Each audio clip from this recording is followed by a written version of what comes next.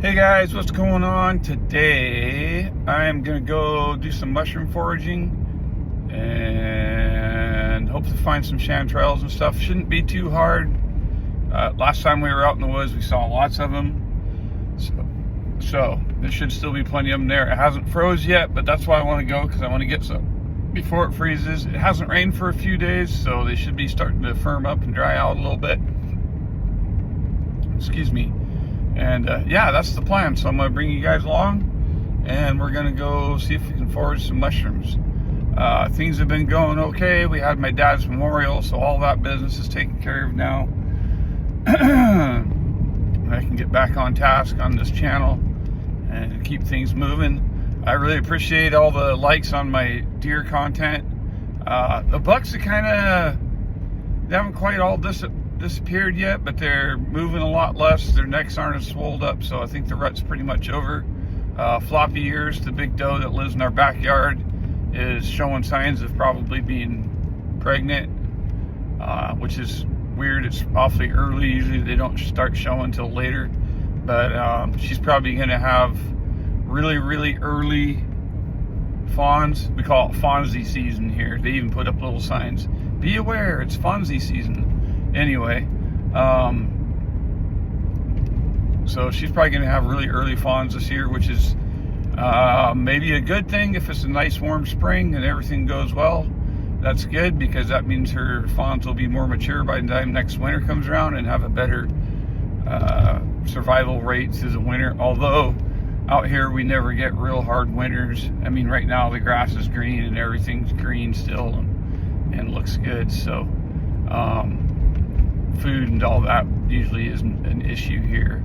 So yeah, anyway, that's what's going on. So stick around. I'll probably do some videoing while I'm picking mushrooms and show you guys what I'm into. So all right, thanks for sticking around. Please like and subscribe and share this video, and all right, well, here I found a little tiny chanterelle poking up, and I'm positive it's a chanterelle by the color. So there you go. It's no good. It's way too soft. The rain's gotten to it, and it looks like something nibbled on it. But I want to show you guys something real quick with it, because there's another mushroom growing out here that a lot of people confuse for chanterelles that aren't. Here's one right over here, and this will be a good indicator as to the difference in color, because it's really the best way to tell. And that's this mushroom right here. I don't know why people confuse these for chanterelles, but they do. But look at the difference in the color.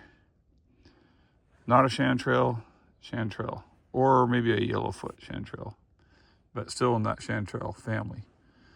Edible, I don't know. I don't think this one's edible. So, you know, it's really easy to get confused out here. So be careful. And then over here, we have, looks like some russulas coming up.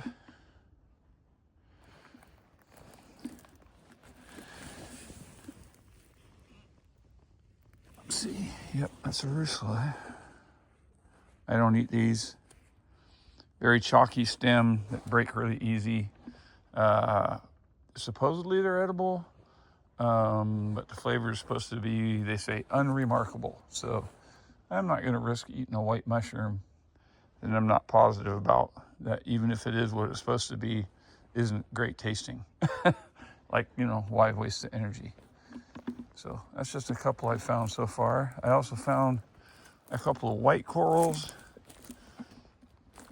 So maybe we'll find some orange ones, some decent ones today. But I have not seen any chanterelles yet, but we'll keep looking. This is a really good area. I've found lots and lots of them in here, so chances are good we'll find them, and who knows what else. So again, these are not chanterelles, these orange guys, but they're out in the forest now. They like this cooler temperature and this wet. So anyway, onward.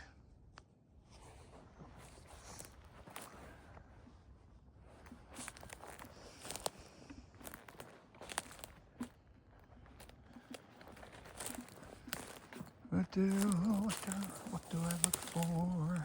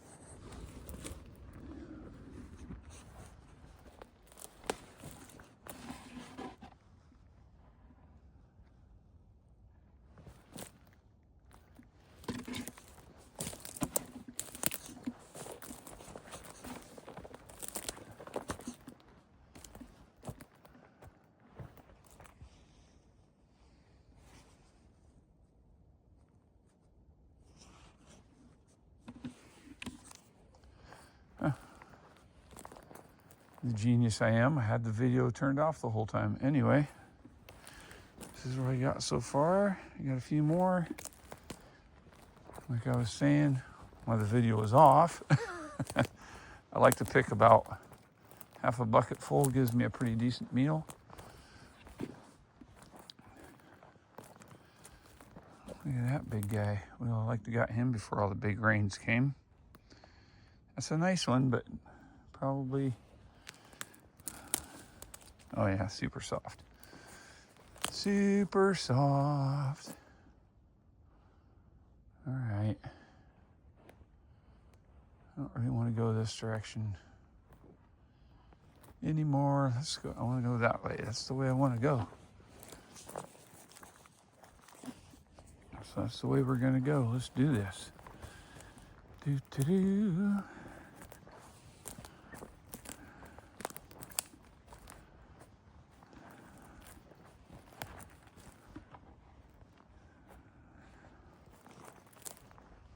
Chanterelles.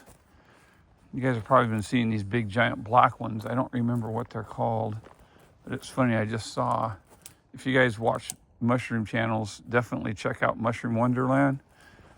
And it's funny because he just did a video of talking about those great big black ones, and I don't remember what they're called, but they're out. And he was right. They're out everywhere. That was not so good.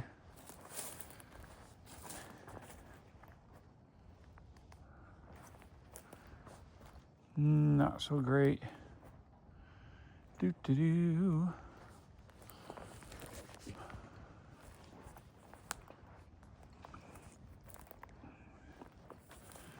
We're gonna keep on looking. Keep on looking. Some nicer ones over here. These ones are usually a little better. Oh yeah. Stems are nice and firm. Caps are okay. Not super soft. Oh yeah. You got a little snap when you cut them, that's good. These ones haven't been out of the ground very long. Very nice. Very nice. This one is a little bit, but not bad. Not terrible.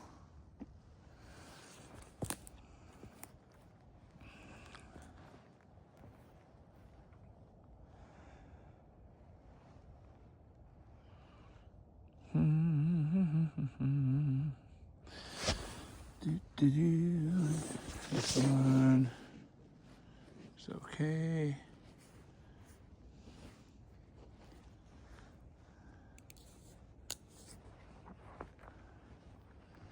And then over, let's see if you can see him. Over in there, over in there, there's a whole bunch more. So, and they look like younger ones that have just popped up. Usually when mushrooms pop out of the ground, they pop out pretty much almost full size. They don't like pop out little teeny tiny and then grow like a plant grows. They kind of pop out, they grow under the soil and then pop out when they're getting ready to drop their spores. And they're usually already pretty good size. That is a nice mushroom with a ooky stem. So we're just gonna cut that off. When cleaning mushrooms, when you get them home, I don't recommend using water. A lot of people, I mean, some people do. You can use a little bit, but mostly what you want to do is just use like a dry cloth or something to wipe them off. Because I feel like, and it's just an opinion, I don't have any facts to prove it, but it seems like they taste a little better if you don't wash the crap out of them. It seems like you wash off some of the flavor. Bunch of little ones over here, but don't look so great. Not so great, not so great. Little ones over here that don't look so great.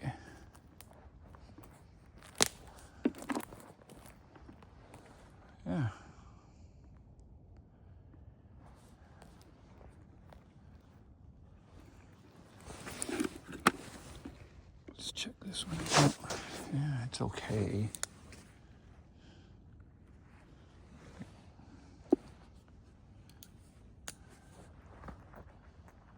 It's okay. For those of you who watched my review of this knife, I polished the micarta on it. Doesn't that look so much better? I don't like that rough micarta. And if you're saying, oh, but that's how you get the traction. How much traction do you need? And it's still sticky, grippy when it's wet, so. I don't know. Some guys get way overboard on things, and then all they do is with their knives is open knife boxes out of the mail. They don't even get out and use them. So I don't know. I'm just saying that. I don't know that for a fact. I'm sure some guys use their knives, but it seems like a lot of people, from what I see and what they claim, I don't think they do use them like they say that they do. I could be wrong. I could be wrong. I don't want to sound judgmental like, oh, no one uses their knives. There's enough of those guys on YouTube already that have knife channels that go around and accuse nobody of using them. But I definitely use mine, as you can see. And I would say that polished micarta is not slippery as people think. There's some different interesting looking ones. Let's look at these ones first. What do we have here? Oh, definitely some Russellas. I forget what they call these, but they kind of have a skin like a red potato. I don't know if they're edible or not. I don't eat Russellas, like I say. I only eat what I know, and what I know is chanterelles. And I know a few others. I know oysters and stuff like that, but I seem to have poor luck of finding those. And there's a whole bunch of them over here. Look at all these Russellas popping up. Russella, Russella, Russella.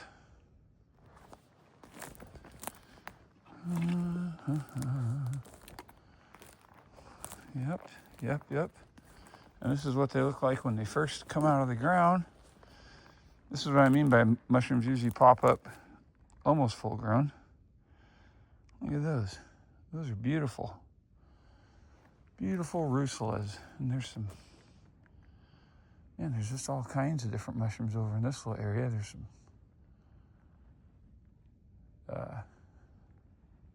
corals and some Russellas, and not sure what that white one there is. There's a bunch of these overgrown dead black ones that they start out brown and then turn black when they get old. Let's see. But I don't see. Here's one tiny chanterelle amongst all those mushrooms.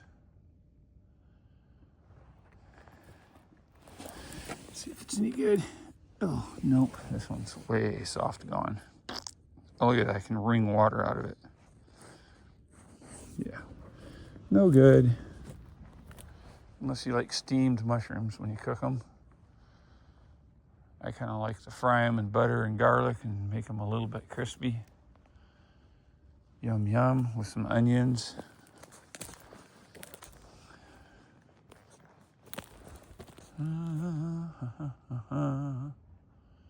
We're getting close back to the road now. We may cover some ground and do a little more investigating into some different areas. What in the heck is that way over there? Oh, it's a big maple leaf trying to look like a mushroom. All right, back onto the road. It is creepy quiet out here today. I got almost enough for a meal. I just want to see if I can get just a few more. But man, I cannot believe how quiet it is. I heard something banging some limbs earlier. I don't know. Could have been anything. It was definitely going the opposite direction of me, whatever it was, so I'm not too concerned about it. But just creepy quiet. No crows, no ravens, no birds.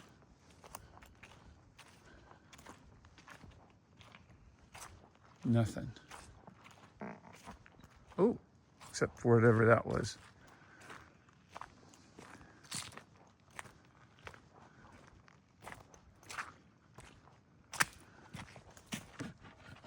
So look at this. This is what they call, and it kind of is, it's not complete, but it's like a fairy ring. And a fairy ring is where you have like a circle of mushrooms. And of course the story is that it's made from fairies or something. I don't know what the exact story is, but what it really is the mycelium, which is like this root system that lives under the ground, that lives in a symbiotic relationship with the trees, is kind of formed in a circle around the tree, because in the symbiotic relationship, the mycelium gets proteins and sugars from the roots of the tree, and in exchange, the mycelium produces fruit, which are mushrooms, which die and rot and go back to feed the tree. Pretty cool. But anyway, that's what this is. And they call it a fairy ring, although this isn't a complete ring. It's pretty dang close. It goes all the way around over there, all the way around over there. It doesn't quite get all the way through here because there's a big stump or something under the ground right there. So, and I think these are russulas again. There's lots of russulas out here. And yeah, so a fairy ring, sort of, kind of. I decided to show you guys that. That's pretty cool. And give you a quick little lesson on mycelium. I mean, mycelium is what produces all these mushrooms. So if you can imagine, there's just this huge giant root system of mycelia, something like that, under the ground, feeding off of all these trees. The trees are feeding it.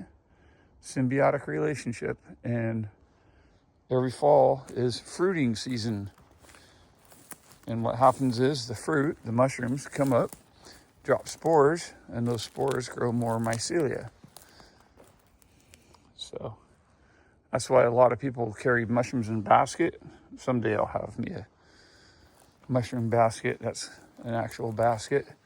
And as you're carrying your mushrooms around, you're dropping spores and starting new mycelia wherever you go.